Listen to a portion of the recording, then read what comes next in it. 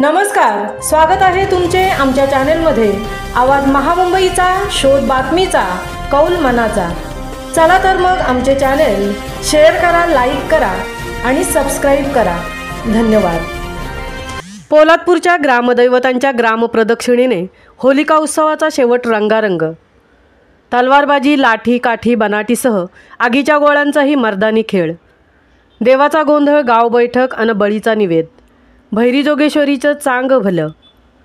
होळी पौर्णिमेच्या आधीच्या रात्री हळकून जमवण्यापासून सुरू झालेला होलिका उत्सव बुधवारी पोलादपूरच्या ग्रामदैवतांच्या ग्रामप्रदक्षिणेनंतर आनंद उत्साहात पूर्णत्वास गेला। मंगळवारी भैरवनाथ नगर सहाणेवर शागिर्दांनी मर्दानी खेळ सादर करताना तलवारबाजी, लाठीकाठी बनाटीसह दांडपट्टा व आगीच्या गोळ्यांचीही प्रात्यक्षिके सादर केली।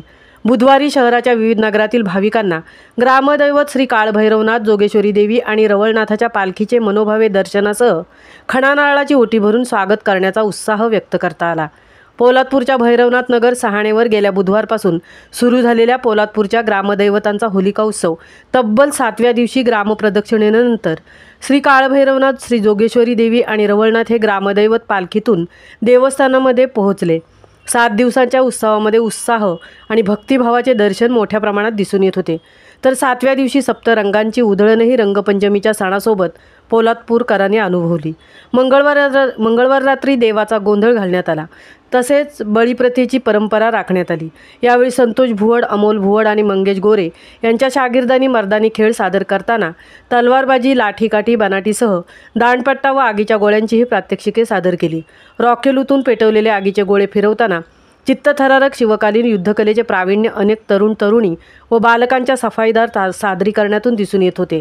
यानंतर ग्रामप्रदक्षिणेसाठीच्या नियोजनाची बैठक सरपंच बाबूराव महाडिक यांच्या अध्यक्षतेखाली सुरू होऊन प्रदक्षिणेचे मार्ग व व्यवस्थापन याबाबत चर्चा होऊन उपाध्यक्ष ज्ञानदेव पार्टे यांनी सर्वांना शुभेच्छा देत समारोप केला। यानंतर नैवेद्याचा लाभ पहाटे 4 वाजेपर्यंत शेकडो ग्रामस्थांनी घेतला आणि पहाटे सावंतकोड पाटेकोणकडे ग्रामदैवतांची पालखी प्रदक्षिणेसाठी रवाना झाली। पोलादपूर शहरामध्ये ग्रामदैवतांच्या पालखीचे आगमन झाल्यानंतर सर्व नगरातील दर्शनाच्या ठिकाणी ग्रामस्थ महिला व तरुणांची लक्षणीय गर्दी दिसून आली।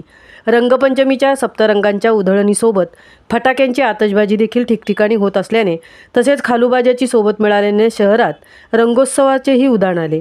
पूर्वेकडे मार्गस्थ झालेली नगर प्रदक्षिणा दक्षिणेकडील नगराच्या विविध भागातून पुन्हा पूर्वेकडील श्री काळभैरवनाथ देवस्थानामध्ये पुन्हा ग्रामदैवत स्थानापन्न झाले।